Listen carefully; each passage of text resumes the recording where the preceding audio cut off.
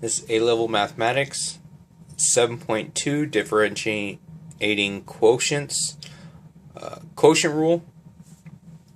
So when you actually have the u and v, so it would be u divided by v. So whatever you have on top of this divided by whatever you have on bottom. Okay, so now this is the formula to actually do to differentiate this. So differentiating equation y for x, take the derivative of u times v minus u times the derivative of v all over v squared. And a couple identities, certain things that you want to know. We've already covered this once or twice before. Derivative of tangent is going to give me secant squared x, and integration or antiderivative secant squared x dx is going to give me tangent x plus k. So it's basically derivative and antiderivative going back and forth in between those two. Now next thing, we want to differentiate with respect to x. So I'm going to try and keep this formula in the screen also. So for the quotient rule, quotient rule on top, okay, start with u. So I have u on top and v on bottom. So derivative of u, so sine turns into cosine, times v. My v is going to be e to the x.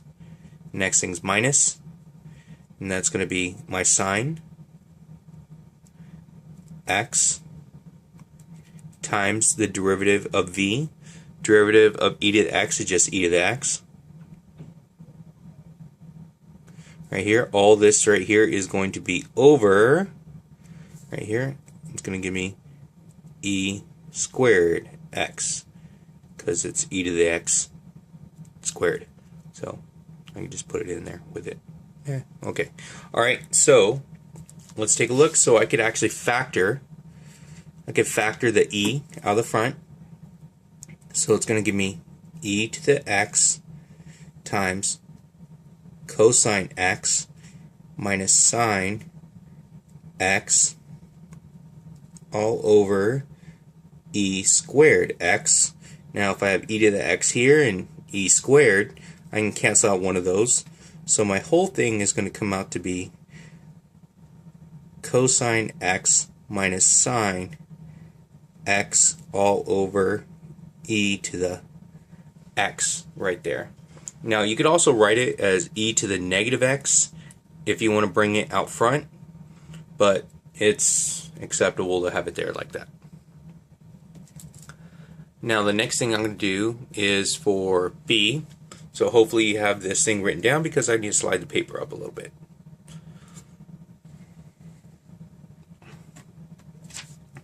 Alright, so start off with this. This time this is going to be my u and this is my v. So derivative of u is just going to give me e to the x times v, which is sine x, minus u, which is going to give me again e to the x, times the derivative of v, which is going to give me cosine x all over, this is going to be sine squared x, like that. Now what I could do here is I could do some cleaning up of this. So if I clean this up, let's factor out that e to the x. I'm going to have sine x minus cosine x over sine squared x. Now this answer right here is going to be acceptable. You can, spend the next 40 minutes, 50 minutes going through and just listing all the different possibilities you can get with this, because if you factor out this right here, it'd be this times all of this, and then you could actually do a whole bunch of, because if you have sine on the bottom, it would be cosecant and you're going to be cosecant e to the x. So whole lot of different things you could actually do with this, but I'm happy with this answer right here. We don't need to do a bunch of trig identities just to manipulate this.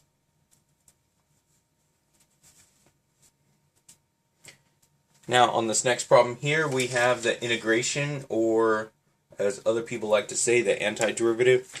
Okay, we're going to go ahead and find from 0 to pi over 4 secant squared, this right here. So let's go through and do my integration. First, we already know, since I gave it to you in the notes at the very beginning, that secant squared is going to turn into tangent. So, well, this one right here, this one is going to give me 1 over. So it's going to give me 1/2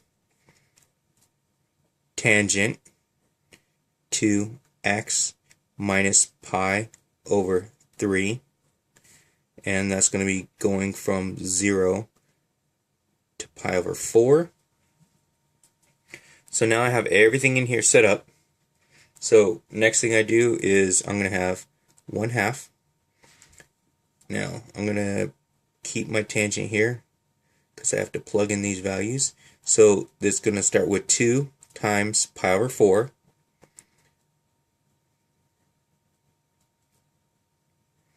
minus, that's a 4, pi over 3. Okay, so that's all that right there for the top, minus bottom, which is 1/2 tangent 2 times 0 minus pi over 3. Now let me see, 1/2 have tangent of, that's going to be pi over 2 minus pi over 3 minus 1/2 tangent. Now that's going to go away, so let me negative pi over 3 right here. So now I have to combine those. So let me see, that's going to, common denominator 6. So that's going to be 2 over 6, and that's 3 over 6. So it'd give me positive pi over 6, 1/2 tangent pi over 6 minus 1/2 tangent of negative pi over 3. Alright, so now pi over 6, so tangent is going to be sine over cosine. Pi over 6 has a larger x, so it's going to be 1/2. So larger x, so that's going to be, let's see, sine over cosine, so that means that sine is small, so I get 1/2 times the reciprocal of square root of 3, like that. So you guys all have your unit circles there with you, hopefully. I don't, so I'm actually trying to pick this off. So from memory. Now, right here, okay, yeah.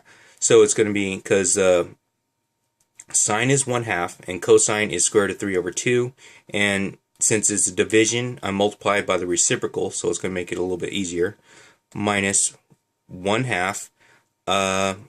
Now, negative tangent, so negative of pi over 3, so pi over 3 goes into the fourth quadrant. So in the fourth quadrant, I know that the sine's going to be negative, and if it's sine over cosine, I get there. And since it's down further, that means that sine is bigger, so that's going to be square root of 3 over 2 times, it should be divided by 1/2, because sine divided by cosine, but multiplied by the reciprocal, 2 over 1, right there. So for this, I'm going to come up with cancels there, cancels there. Let me see. I'm going to have 1/2 times 1 over radical 3 minus, that's actually going to be a plus. Plus, that's going to be square root of 3 over 2. 2. Rationalize this, it's square root of 3 over 3. Square root of 3 over 3 plus square root of 3 over 2. And that's going to be square root of 3 over 6 plus, now common denominator 6, so it's going to be 3 radical 3 over 6. There's still my same thing. I had to multiply by top and bottom by 3 over 3. So right here, it's going to give me 4 radical 3 over 6, which will reduce to 2 radical 3 over 3 as my final answer here.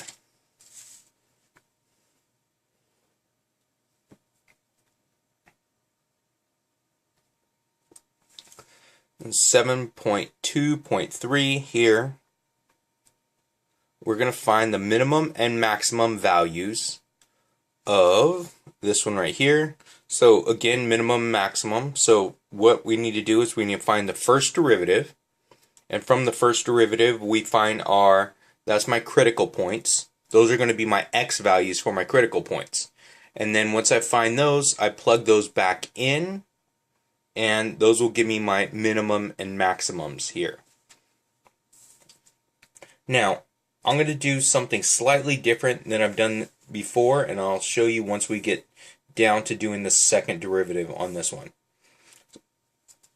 Okay, so we're going to use quotient rule on here. So first thing we're going to do right here, we have of x equals, derivative of this one's going to give me 1 times what I have, x squared plus 3 minus this one right here, which is going to be x minus 1 times the derivative of the bottom. It's going to be times 2x. And right here, this one's going to be all over, I have x squared plus 3 squared here. Okay, so let's go ahead, and I gotta do the math on top. Let me see, I'm gonna have x squared plus 3. Let's see, that's gonna be a together 2x squared minus 2x squared. And right here, this is going to give me a plus 2x over x squared plus 3 squared. Okay, continuing with this, combining like terms, I'm going to come up with a negative x, because the x squareds go together, squared right here, and plus 2x plus 3 all over my x squared plus 3 squared. Let's factor out a 1 here, or factor out a negative 1, because I want a leading coefficient to be negative 1. So I take out a negative 1. Let's see. So that's going to make that a positive x squared. That's going to make that a negative 2x, and that's going to make that a negative 3. So now I could just factor this, simple factorization. So this one's going to give me a negative 3 and a positive 1. So it's x minus 3, x plus 1 over x squared plus 3 squared. Now, right here, this is where I find my critical points. So I take this, and this is my, label that.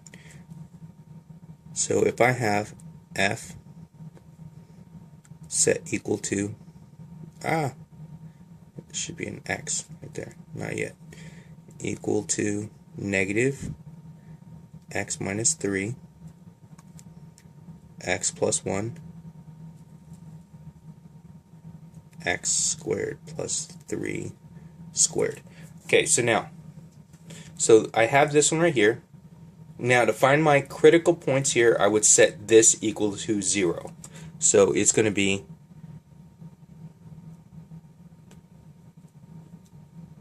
So it's always like this, and this is going to give me my critical points, and this is going to be very important here.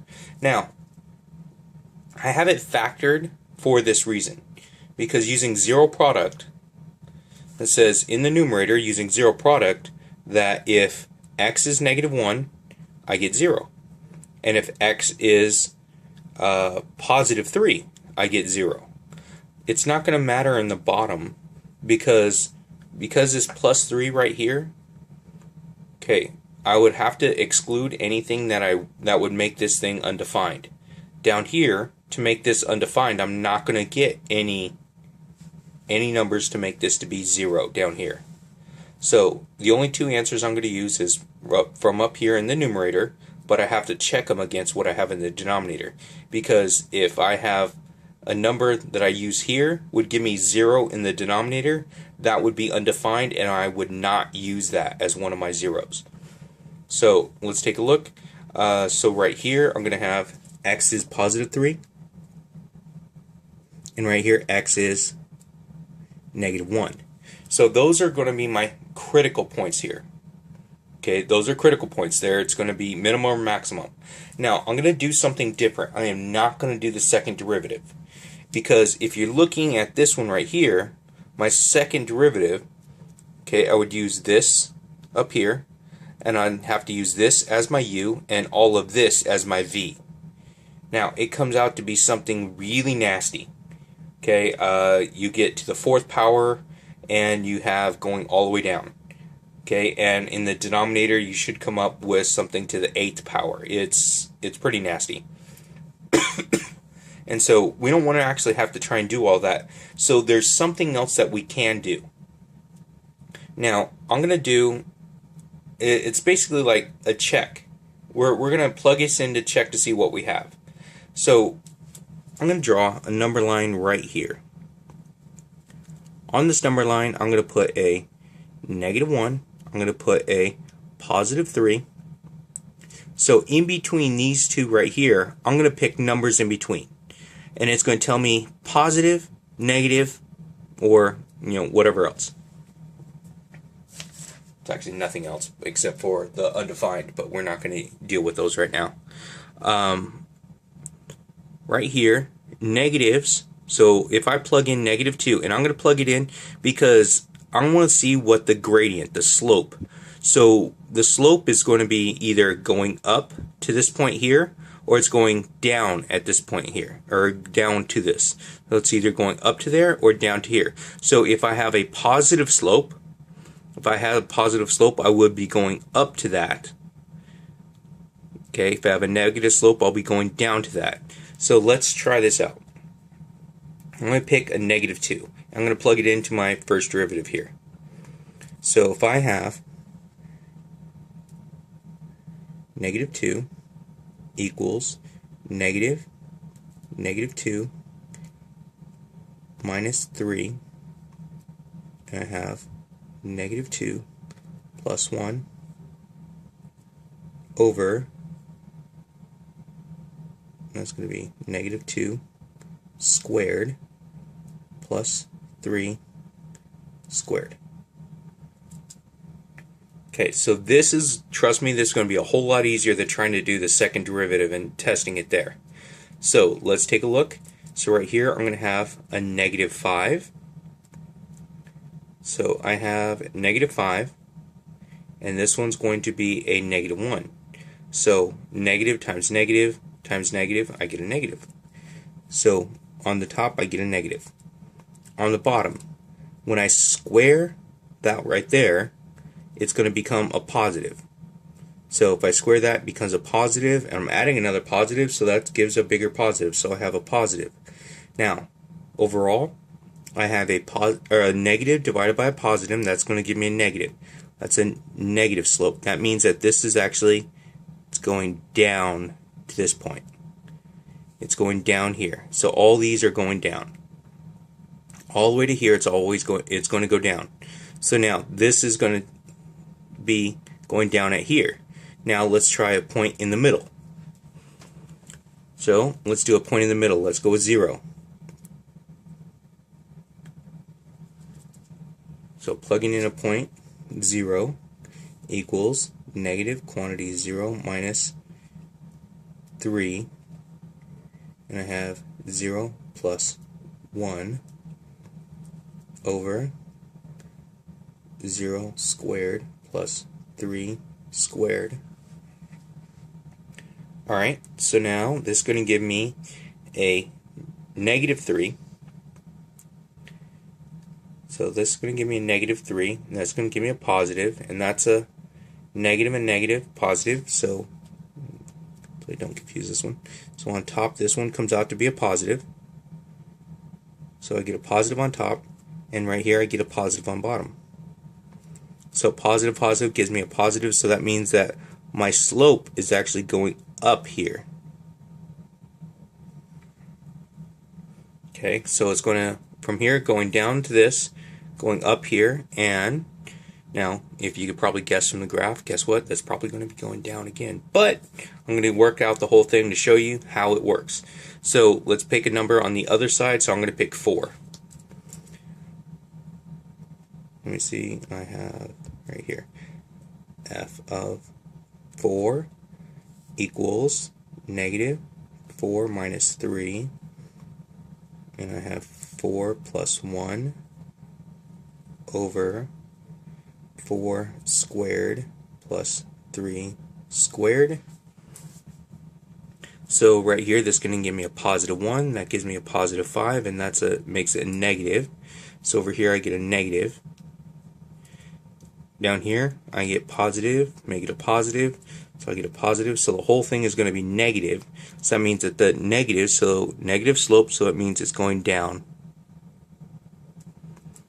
So if I'm looking at it, so at negative 1 is going to be a minimum, and at positive 3 it's going to be a maximum. So this is another way of trying to do this without doing the second derivative.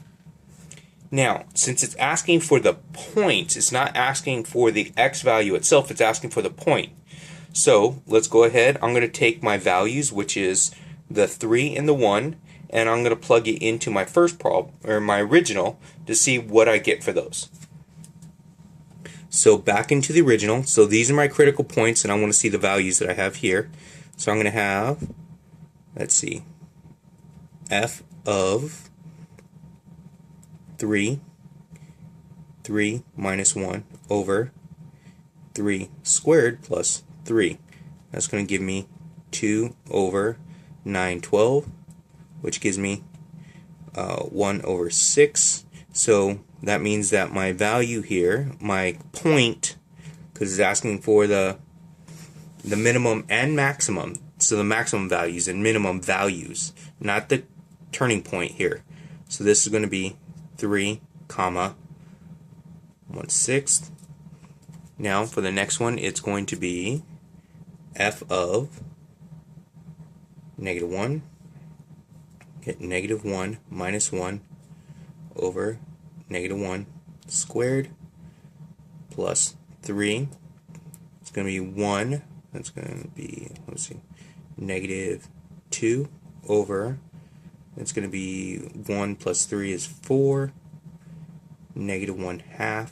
So my point is at negative 1, my value is negative 1/2. Okay, and here's going to be our assignment for this. Page 105, practice 1 through 12, and the homework is 1BE, 2, 3C, 4C, 5B, 6B, 7, and 12B.